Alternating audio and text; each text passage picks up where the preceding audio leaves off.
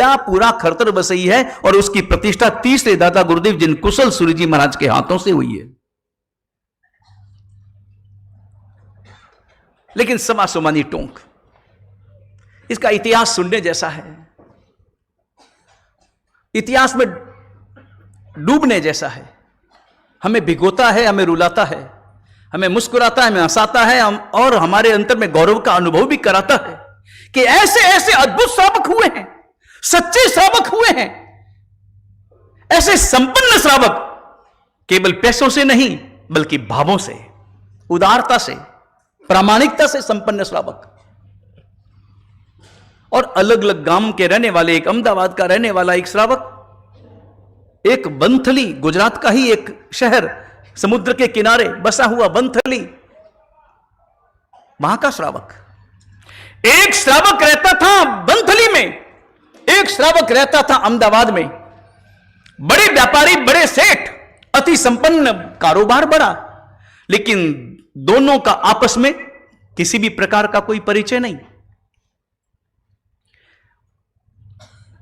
और उधर वो सेठ बंथली का सेठ सवाई चंद, उसकी प्रामाणिकता की छाप पूरे गांव में, पूरे शहर में, पूरे आसपास के वातावरण में, कि सेठ सवाई चंद ने जो बोल दिया वो बोल दिया। परम प्रामाणिक।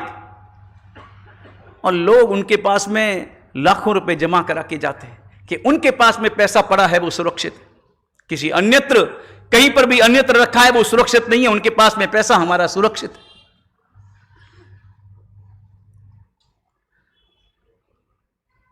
व्यापार बढ़ा, और एक बार सेठ सवाई चंद ने बहुत बड़ा डिसीजन लिया और सारा पैसा बाहर के, विदेश से वस्तुओं को मंगाने में लगा दिया और जहाजों को भेज दिया, और जहाज वहां से आने लगे।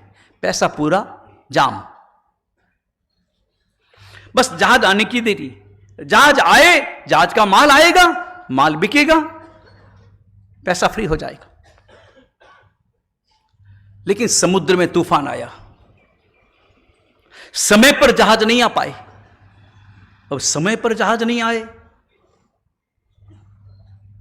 तो बातें तो बहुत जल्दी इधर उधर की होती है। और विश्वास पता करना, अच्छी तरह से सोचना कि बाजार में बातें, अच्छी बातें ज्यादा या खराब बातें ज्यादा।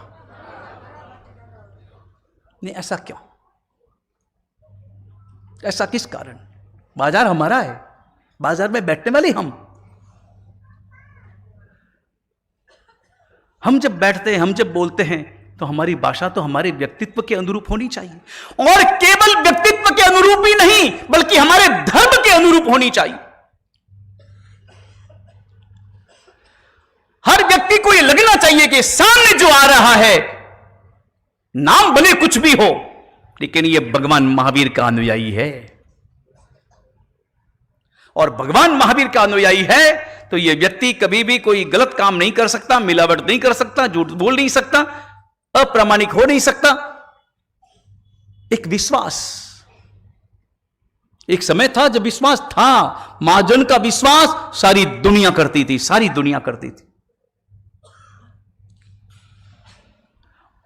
और महाजनों का विश्वास कोई बहुमत के कारण से नहीं होता था। महाजन बहुमत में कभी रहे नहीं, महाजन सदा सदा अल्पमत में रहे। महाजनों की संख्या हमेशा कम रही, हमेशा कम रही, लेकिन कम होने पर भी राज करने वाले तो महाजन ही होते थे।